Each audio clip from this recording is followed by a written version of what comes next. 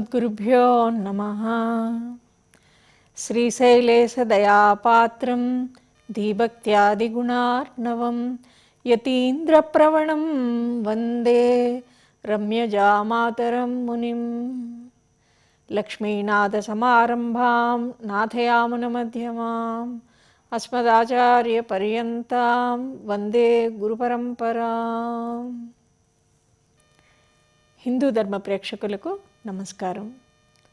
ఆండాళ్ళ అమ్మవారు అనుగ్రహించిన తిరుప్పావై దివ్య ప్రబంధంలోని 20వ పాసురాన్ని ఇప్పుడు అనుసంధించుకుందాం. ముప్పత్తు మూవర్ అమరర్కు మున్ సెன்று కప్పం తవిర్కుంకలే తుయిలెళాయ్ செப்பன்னமென்முடையாய் துறலுடையாய் செத்தார்க்கு வெப்பம் கொடுக்கும் விமலா துயிலெழாய் செப்பன்னமென்முலை செவ்வாய் சிறுமருங்குள் நப்பின்னை நங்காய் துருவே துயிலெழாய் உக்கமும் தட்டொழியும் தந்துன்மணாளனை இப்போதே எம்மை நீராட்டு ஏலோரெம்பாவாய். 33 అమరర్కు మున్ సెன்று కప్పం తవిర్కుం కలియే తుయిలెళాయ్. 33 కోట్ల దేవతలను ఆపద వచ్చుటకు ముందుగానే చేరి భయాన్ని పోగొట్టుకునేటటువంటి బలం కలవాడా, నిద్రలేవమ్మా అని చెప్పి శ్రీకృష్ణ పరమాత్మని గోపికలు ఈ పాసురంలో మేల్కొలుపుతున్నారు. 33 అమరర్కు 33 మంది వర్గానికి చెందినటువంటి దేవతలు ఉన్నారు. మనకి ముక్కోటి ఏకాదశిలో ఎలాగైతే ముక్కోటి దేవతలందరూ కూడా ఉత్తర ద్వారాన్ని చేరి శ్రీ మహావిష్ణువుని దర్శించుకుంటారని చెప్పి అంత విశిష్టత, అంత గొప్ప పర్వదినంగా మనం ముక్కోటి ఏకాదశిని వైకుంఠ ఏకాదశిగా సంభావిస్తాము. అసలు ఆ 33 అమరర్కు అంటే ఎవరెవరు అని అంటే అష్టవసువులు, ఏకాదశి రుద్రులు, ద్వాదశాదిత్యులు, దేవ వైద్యులైనటువంటి 2 అశ్విని దేవతలు, మొత్తం 33 మంది. వీరందరినీ కూడా సృష్టించినటువంటి భగవంతుడు. వాళ్ళకి ఎప్పుడైనా ఏదైనా ఆపద వస్తుందేమో అని చెప్పి తానే ముందుగా వచ్చి ఎటువంటి భయం వాళ్ళకి కలగక ముందే దాన్ని పోగొట్టగలిగినటువంటి గొప్ప పరాక్రమం కలిగినటువంటి స్వామిని బలశాలి అని చెప్పి వీళ్ళు సంబోధిస్తున్నారు. ఎలాగంటే పరమాత్మ పర, వ్యూహ, విభవ, అంతర్యామి, అర్చాది 5 తత్వాలలో అమ్మవారు ఆండాళ్ళమ్మవారు ఉపాసన చేస్తున్నారు. అయితే పరలో స్వామి ఎప్పుడు కూడా నిత్యులతోటి ఆయన పరివేష్టితుడై ఉంటారు. శ్రీదేవి, భూదేవి, నీలాదేవి సమేతుడై. వ్యూహ అవతారంలో పాలసముద్రం మీద స్వామి శయనించి ఉండి ఆయన ఎప్పుడు ఎవరికి ఏ విధమైనటువంటి కష్టం వస్తుందా, ఎక్కువగా ఇంద్రుడికి రాజ్యం భయం, లేకపోతే అతను ఎవరో తపస్సు చేస్తున్నాడు, లేకపోతే 1008 యాగాలు చేస్తున్నాడు, నా ఇంద్ర పదవికి ఏమైపోతుందో ఇలాంటి ఆపదతోటి వస్తారు. లేదా రాక్షసులు, పాపాత్ముల వలన భూమి యొక్క భారం పెరిగిపోతుంది. ఆ భారాన్ని సహించలేని భూమాత వచ్చి ఇలాగ భూలోకంలో ఇలా జరుగుతోంది, ఇలా వీళ్ళు వచ్చి రాక్షసులు పీడిస్తున్నారు అన్నప్పుడు స్వామి వెంటనే దానికి అనుగుణమైనటువంటి ఒక అవతారాన్ని తాను తాల్చి ఈ భూమండలానికి వేంచేసి ఆ అవతార పరిసమాప్తి చేసుకుని తిరిగి వెళ్తారు. అయితే ఎప్పుడూ కూడా నువ్వు వాళ్ళని కాపాడడానికి అని చెప్పి వాళ్ళకి ఆపదలు రాబోవడానికి ముందే గ్రహించి నువ్వు సిద్ధంగా ఉంటావు కదా. మేము నువ్వే కావాలని కోరుకుంటున్నాము, నిన్నే చెందాలనుకుంటున్నాము, మమ్మల్ని ఉపేక్షించట నీకు న్యాయమా తండ్రి అని చెప్పి ఈ గోపికలు స్వామికి విన్నవిస్తున్నారు. సెప్పముడయ్యాయ్ తిరలుడయ్యాయ్ ఆర్జవం కలవాడా పరాక్రమం కలవాడా అంట. ఇక్కడ ఆర్జవము, పరాక్రమము అన్న పదాలతోటి సామాన్య అర్థంలో స్వామి యొక్క గుణశీలాల్ని వాళ్ళు ప్రస్తుతిస్తుంటారు. కానీ విశేష అర్థంలో ఏంటంటే ధర్మాన్ని పరిరక్షించేవాడు స్వామి. రక్షిత జీవలోకస్య ధర్మస్య పరిరక్షిత, రక్షిత స్వస్వధర్మస్య స్వజనస్య రక్షిత. ఎప్పుడైతే సకల జీవకోటిని తాను రక్షిస్తూ ఉంటాడో ధర్మాన్ని కూడా రక్షిస్తూ ఉంటాడు. మనం కూడా చూస్తూ ఉంటాం, ధర్మో రక్షిత రక్షిత, ధర్మో రక్షిత రక్షిత అని రాసుకుంటాం. రాసుకున్నంత మాత్రాన ఫ్రేమ్ చేయించుకుని ఫోటో ఫ్రేమ్ లాగా మనం మొత్తం అంతా ఫలకాలు చుట్టూతా హాలంతా పెట్టుకున్నంత మాత్రాన జరుగుతుందా? దాన్ని ఎప్పుడైతే మన నిత్య జీవితంలోకి అన్వయింప చేసుకుని ఆ ధర్మాన్ని మనం ఆచరిస్తామో అప్పుడు మాత్రమే పరమాత్మకి మనం ప్రీతిపాత్రలం అవుతాం. ఎవరైతే వాక్కుని, మనస్సుని, కర్మని ఒకే మాట, మనం ఏది మనసులో వచ్చిందో మనం అదే మాట బయటికి మాట్లాడగలిగి అదే పనిని మనం పైకి చేయగలుగుతున్నామో ఆ రోజు మనం నిర్భయంతో ఉంటాం. ఆర్జవం అంటే ఆ నిర్భయమే. ఆ నిర్భయం ఎప్పుడు వస్తుంది?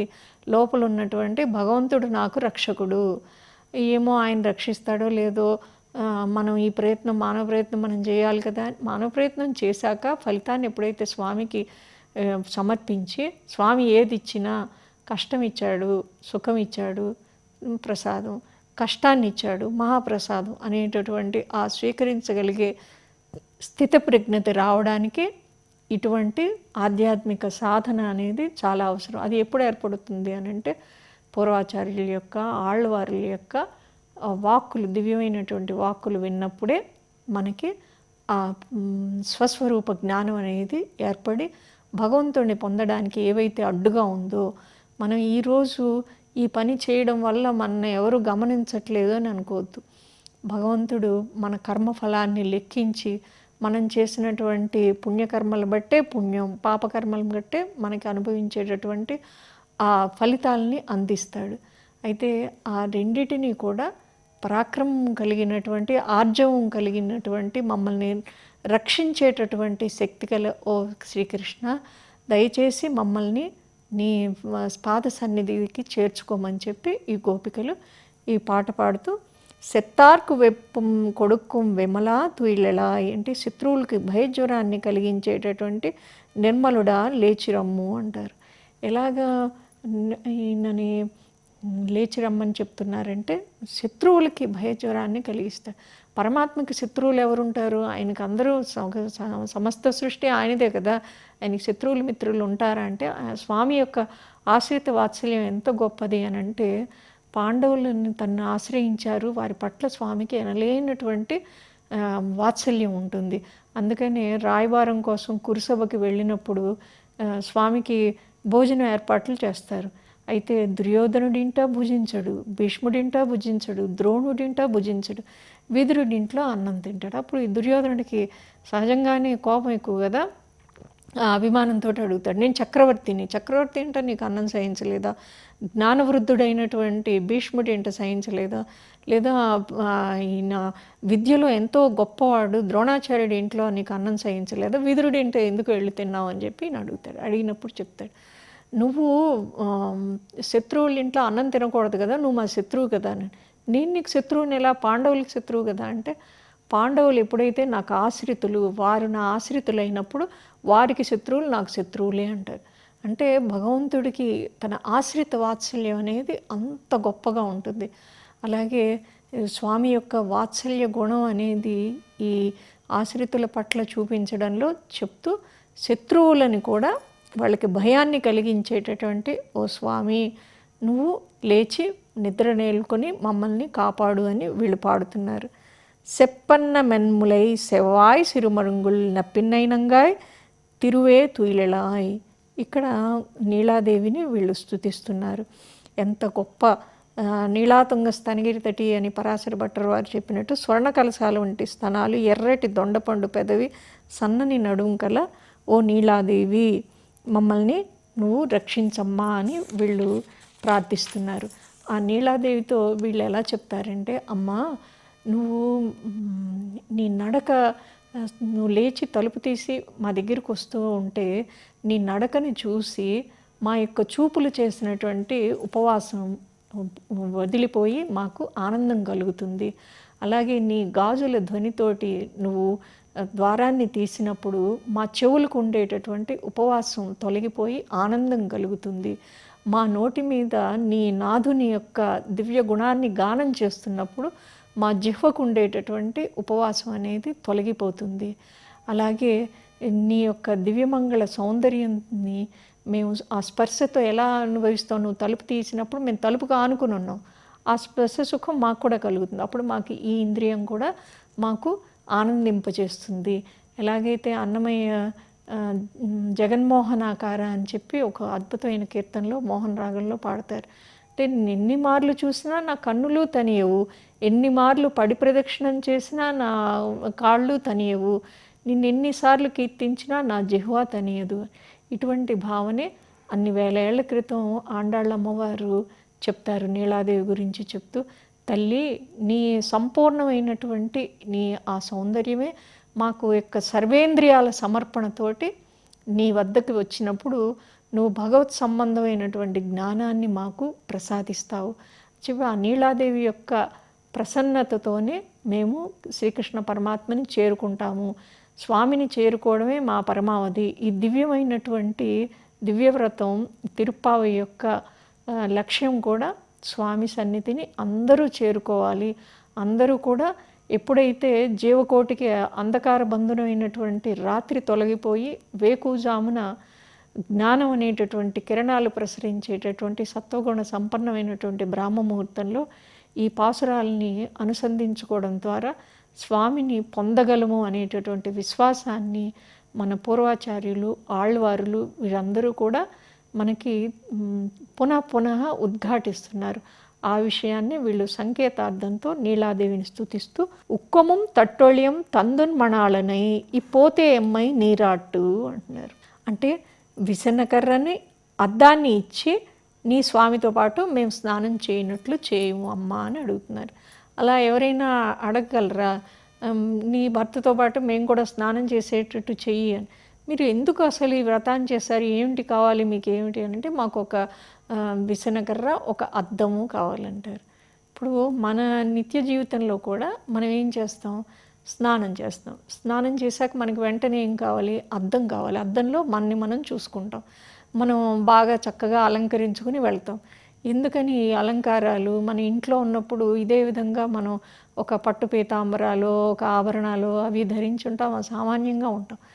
బయటికి వెళ్ళినప్పుడు అనంటే ఇతరులకి మనం కనిపిస్తూ ఉన్నాము.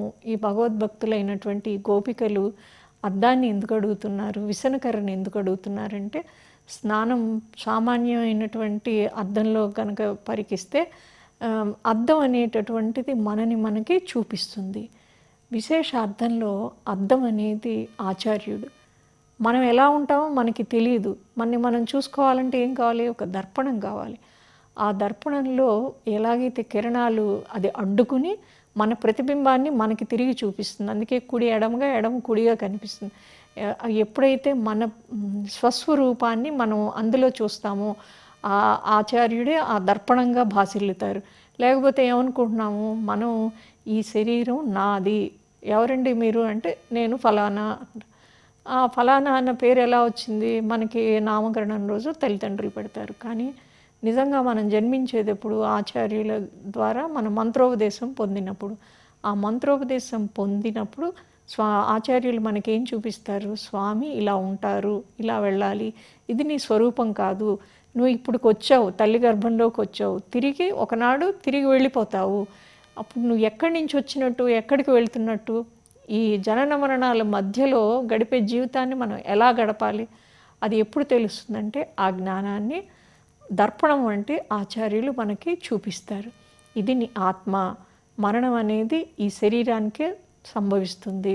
ఈ శరీరంతో ఇది నాది, నేను అనే అనుభవించేటటువంటి అది ఎప్పుడైతే ఆ భావన తొలగిపోతుందో, స్వామి ఉన్నారు, ఓహో మన పుట్టించిన ఆయన ఒకరు ఉన్నారు, లేదంటే నేను భగవంతుడు లేడని అనుకుంటాను, నేను ఆయన నమ్మను మరొకటి. సరే, అయితే అలా అయితే నువ్వేమైనా ఒక నదిని సృష్టించగలవా? ఒక పండుని సృష్టించగలవా? ఒక పర్వతాన్ని సృష్టించగలవా? ఏం సృష్టించగలవు? కాగితపు కరెన్సీ నోట్లను తప్ప మానవుడు సృష్టించేది కాదు. మరి స్వామి ఇంత చరాచర జగత్తు కూడా ఏ నియమాలకి లోబడి ప్రవర్తిస్తూ ఉంటుంది? అంత గొప్ప అగాధము అనంతమైనటువంటి సముద్రానికి చెలియలు కట్టని ఒక బోర్డర్ లాగా ఒక హద్దుని స్వామి గిరిగీసి పెట్టారు. ఆ చెలియలు కట్ట దాటితే మనందరికీ తెలుసు సునామీ అవుతుంది. అలాగే పర్వతం కదలిక కొద్దిగా, భూదేవి కొద్దిగా కదలిక ఏర్పడింది అనుకోండి, గొప్ప గొప్ప భవనాలు కుప్పగొలిపోతాయి.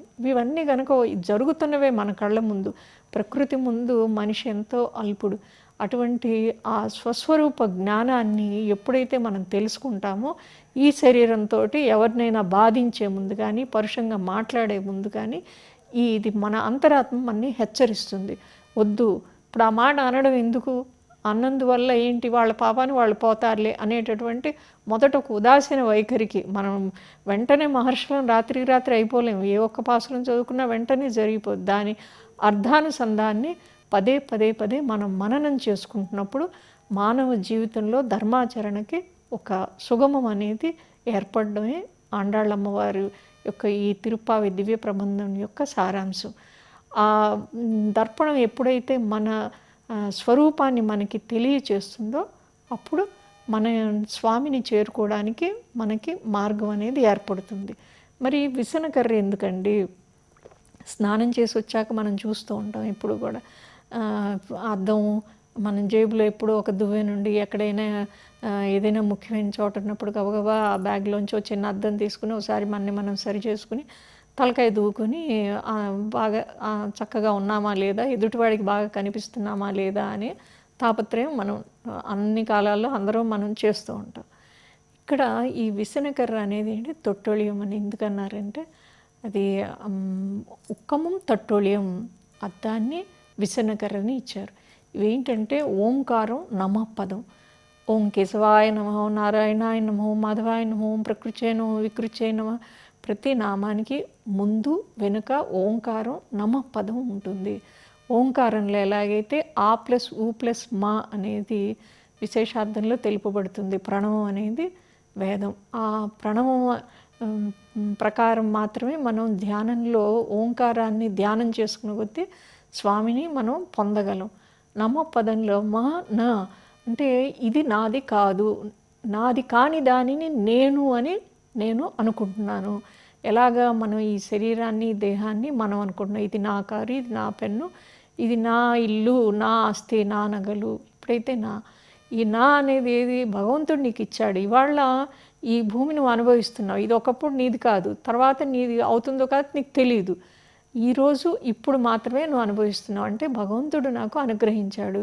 ఈరోజు ఈ పాసురం యొక్క అర్థానుసంధానం మనం బాగా చెప్పుకున్నామని మన మనసులో అనుకున్నాం. అంటే ఎలా చెప్పారంటే ఏవో చిన్నప్పుడు చదువుకున్నా, లేకపోతే ఫలానా వారు చెప్పారు చదువుకున్నా, ఇవి విన్నాం అని కాదు. భగవంతుడు కటాక్షిస్తే ఆయన గురించిన పలుకులు ఆయన పలికిస్తున్నాడు అనే స్పృహ అనేది ఉన్నప్పుడు ఈ నమఃపదం అనేదాన్ని ప్రతి ఒక్క స్వామి కానీ అమ్మవారికి కానీ సంబంధించిన నామానికి ముందు వెనుక ఎందుకు పలుకుతాము? ఈ ఓంకారం అనే ప్రణవానికి నమఃపదానికి మధ్య మాత్రమే పరబ్రహ్మతత్వం అనేది ఇమిడి ఉంటుంది. అందుకని ప్రతి నామాన్ని కూడా ఓంకారంతో నమఃపదంతో జత కలిపి పలుకుతూ ఉంటాం. ఈ విసనకర్ర ఏం చేస్తుంది, బయట సామాన్యార్థంలో మనం విసురుతూ ఉన్నప్పుడు మనలో ఉన్నటువంటి తాపము, అహంకారం ఇలాంటివి ఏవైతే మన శరీరాన్ని స్నానం చేసి రాగానే మనం ఫ్యాన్ ఫుల్ స్పీడ్లో పెట్టుకుని ఉంటాం. ఎందుకంటే ఏ మురికి మట్టి మనకి ఆ ధూళి కణాలు ఏవి మనకి చేరకూడదు. మధ్యలో మనం మనసు శరీరం కూడా ఎండిపోతూ ఉంటుంది. అప్పుడు గాలి కావాలన్నప్పుడు విసనకర్రతో విసురుకుంటాం. ఆ విసనకర్రనే అమ్మవారు ప్రసాదించమని వీళ్ళు అడుగుతున్నారు. ఎందుకనంటే ఈ విసనకర్ర నమఃపదంతో మనలో ఉన్నటువంటి అహంకార మమకారాలని తొలగిస్తుంది. మనకి ఒక వ్యక్తిని చూస్తే ఎంతో కోపం వస్తుంది, అది రాగం వస్తూ ఉంటుంది. మనం మన పిల్లలు వాళ్ళ మీద వాళ్ళు ఏం తప్పులు చేసినా కూడా మనవాడు అనుకుంటే మనం వాళ్ళని ఉపేక్షించేస్తాం. అదేంటి, ఒకళ్ళ మీద విపరీతమైన మమకారం, ఒకళ్ళ మీద విపరీతమైనటువంటి ద్వేషం. ఈ రెండు స్థితుల్ని మనం అధిగమించడానికని చెప్పి మనం రోజు ఏం ఆశ్రయించాలి అని అంటే ఓంకారాన్ని, నమఃపదాన్ని, స్వామి యొక్క దివ్యమైనటువంటి నామాన్ని, అమ్మవారి యొక్క దివ్యమైన నామాల్ని మనం గబా ఇవాళ నేను అష్టోత్తరం చేస్తున్నాం, ప్రకృత్యను వికృత్యం శ్రద్ధాను విభూజను సురభ్యాను అంత వేగంగా కాదు, ఒక్కొక్క నామం దగ్గర ఒక్క అర్థాన్ని మనం మనసులో అనుసంధించుకుంటూ కనుక ఈ పూజ చేయగలిగితే ఆ పూజ చరితార్థం అవుతుంది. అప్పటి వరకు మేము పూజ చేయొద్దాన్ని అంటే చేయాలి. ప్రతిరోజు విడవకుండా ఒక క్రమశిక్షణని మనసుకు అలవరుచుకోవడానికి ఇటువంటి వ్రత నియమాలు. ఆ సమయంలో స్వామి యొక్క కృష్ణాష్టోత్తరాన్ని, ఆండాళ్ళ అష్టోత్తరాన్ని ప్రతిరోజు మనం స్వామి దగ్గర సన్నిధిలో కూర్చుని మన ఇంట్లో ఏదైతే ఒక మందిరమో, పూజ గదో, లేకపోతే ఒక చిన్న పటం ముందో మనం ఈ నామాల్ని అనుసంధించుకుంటూ మధ్యలో కనీసం ఒక్క నామంలో అయినా ప్రకృత్యై నమః, ఇందాక మనం చెప్పుకున్నట్టు చేతిలో బంతి దాల్చింది అమ్మ. ఆ బంతి అంటే పైకి కనిపించే గాలి ఊదేటటువంటి ఒక బెలూనా అంటే అచేతనమైనటువంటి ఈ శరీరం లోపల గాలి అనే వాయువుని పెట్టి అమ్మవారికి ఒక క్రీడా విభూతిలో భాగంగా స్వామి ఇచ్చారు. అటువంటి ఆ అచేతనాన్ని కానీ చేతనాన్ని కూడా కాపాడగలిగేటటువంటి స్వామి యొక్క గుణాన్ని మనం ఒక అష్టోత్తరంలోని ఒక్క నామంలో ఈ ధనుర్మాస కాలంలో కనుక మనం స్వామి సన్నిధిలో నివేదించుకోగలిగితే కనుక మన జన్మ అనేది చరితార్థమవుతుంది. దానికి సంకేతార్థంగానే ఈ గోపికలు అమ్మవారిని లేకపోతే అవి కావాలి ఇవి కావాలని అడగచ్చు కదా, ఎందుకు అద్దము, ఎందుకు విసనకర్ర ఇచ్చారంటే ఈరోజు కూడా మీరు ప్రాచీనమైనటువంటి దివ్య దేశాల్లో ఆలయాల్లో గమనిస్తే షోడశోపచారాల్లో ఒక అద్దాన్ని చూపిస్తారు. అది మన అనంత పద్మనాభ స్వామి ఆలయంలో కంచుతో చేసి ఉంటుంది. ఆ వెండి అద్దాలు ఉంటాయి. ఆ దర్పణం అనేది ఆచార్యముఖత మనకి ఆత్మస్వరూప జ్ఞానం, ఆత్మ యాదాత్మ్య జ్ఞానం అనేటటువంటి ఆ జ్ఞానాన్ని గురు పరంపర ద్వారా మనం పొందగలుగుతాము. పొందినప్పుడు స్నానం చేశాము, బాహ్యమైన శుద్ధి కలిగింది, ఆంతరమైనటువంటి శుద్ధి కలిగింది. మనలో మన మనస్సు లోపల ఉన్నటువంటి బుద్ధి, చిత్తము, అహంకారము వీటన్నిటిలో కూడా ఈ విషయ భోగాల పట్ల వ్యామోహము, భోగాసక్తి అనేది తగ్గిపోయి భగవంతుడి పట్ల ఎక్కువ పెరిగింది. అలా అయితే మేము అన్నీ మానేసి పూజ ఒకటే చేసుకోమంటే కాదు. మనం నిత్యం చేస్తున్నటువంటి కర్మల్లో దానిలో క్వాలిటీ పెంచుకోవడం అనేది ఎలా జరుగుతుంది అంటే ఈ పని చేయడానికి భగవంతుడు నన్ను నిర్దేశించాడు, ఈ పని చేయడానికే నేను పుట్టాను, ఆ స్వామి నాకు ఈ పని అప్పచెప్పాక నేను ఇంత చేశాను, నన్ను గమనించట్లేదు, అక్కర్లేదు, గమనించేవాడు భగవంతుడు ఉన్నాడు. ఆయన ఏమిస్తాడో మన భవిష్యత్తు మనకు తెలియదు. మరుక్షణం ఏం జరుగుతుందనేది తెలియనటువంటి మానవ జన్మలో మనని ఉద్ధరింప చేసేది భగవంతుడు ఒక్కడే. మరి ఆ భగవంతుడిని పొందాలంటే ఏం చేయాలి? కృతయుగంలో అయితే వాళ్ళు ధ్యానం చేసుకున్నారు, ద్వాపరయుగంలో అయితే వాళ్ళు అర్చన చేసుకున్నారు, త్రేతాయుగంలో యజ్ఞాలు చేశారు, కలియుగంలో ఏం చేస్తారు? చాలా చాలా సులభంగా మనకి నిర్దేశించినది ఏంటంటే భగవన్ నామాన్ని కీర్తించడం. ఆ దివ్య గుణ గానాన్నే ఆ గోపికలందరూ కూడా పాడారు. ఆళ్వార్లు కూడా భగవద్ అనుభవంలో మునకలు వేసే వారు పాడినటువంటి దివ్య ప్రబంధాలే పంచమ వేదాలయ్యాయి. అందుకని కోకిలలతో పోలిస్తారు ఆళ్వార్లని. కోయిల ఎలాగైతే మావి చిగురు తిని కూస్తుందో, ఆళ్వార్లు కూడా వేదవృక్షానికి చిగురు ఉపనిషత్తులు. ఆ ఉపనిషత్తుల్ని వారు తనివి తీరా స్వీకరించి వారి మనసులో పరిపూర్ణమైనటువంటి భగవద్ అనుభవాన్ని పొంది వారి వాగ్రూపంలో మనకి ఎలాగైతే కోయిల గానంతో మనం లౌకికంగా పరవశిస్తామో, ఆళ్వార్ల యొక్క దివ్య గానంతో అయినటువంటి దివ్య ప్రబంధ సారాన్ని పెద్దల ద్వారా తెలుసుకొని కొద్దిగా అయినా కూడా మనం అనుసంధించుకుని మన జీవితంలో అన్వయించుకోగలిగితే ఈ ధనుర్మాసం పూర్తయ్యే లోపే మన మనసులో, మన ప్రవర్తనలో, మన నడవడికలో కూడా స్పష్టమైనటువంటి మంచి మార్పు అనేది ఏర్పడుతుంది అనేది ఇది పెద్దల యొక్క దృఢ విశ్వాసం. ఏ విధంగా అమ్మవారిని వీళ్ళు ప్రస్తుతించారో, తర్వాత ఉపనిషత్ ప్రతిపాద్యమైనటువంటి భగవంతుడిని ఏ విధంగా సాక్షాత్కారం పొందడానికి వీళ్ళు ప్రయత్నించారో తర్వాతి పాసురంలో తెలుసుకుందాం. ఆండాళ్ తిరువడిగళే శరణం.